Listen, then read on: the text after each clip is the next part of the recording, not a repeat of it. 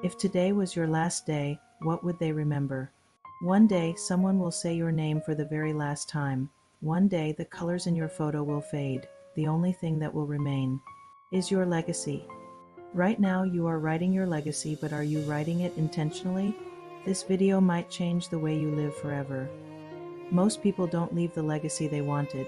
They leave behind unfinished dreams, burnout stories, forgotten efforts, not because they didn't work hard, but because they never paused to ask, what do I actually want to leave behind?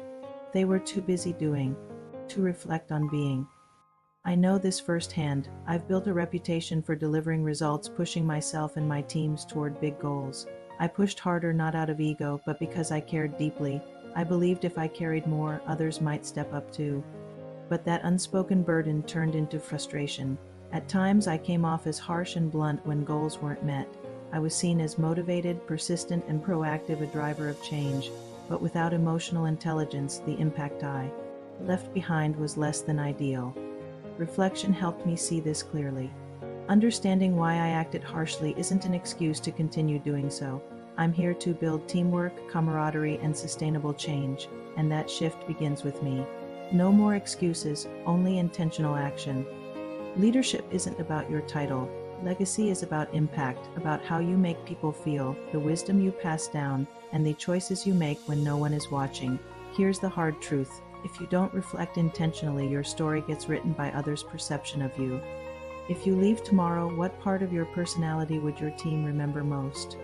Would it be the pressure or the kindness? That's why journaling matters. Reflection isn't optional, it's essential.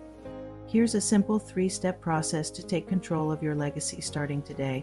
I call it the legacy loop because this isn't a one-time decision. It's a rhythm. Number 1. Schedule a legacy check-in.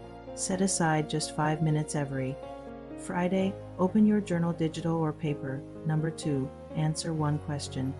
What do I want people to remember about me this week? Number 3. Reflect, calibrate, act. If your actions don't match your desired legacy, recalibrate, try again. It's not about living for others, it's about intention. Every day you are writing your story. Will your story be one of impact, courage, or transformation? Or will it be a story written by accident, full of regrets you never intended? You will leave a legacy whether you choose to or not. Silence is still a sentence. Neglect is a narrative, so why not write it on purpose? Start reflecting today. Start designing the legacy your future generations will be proud to tell.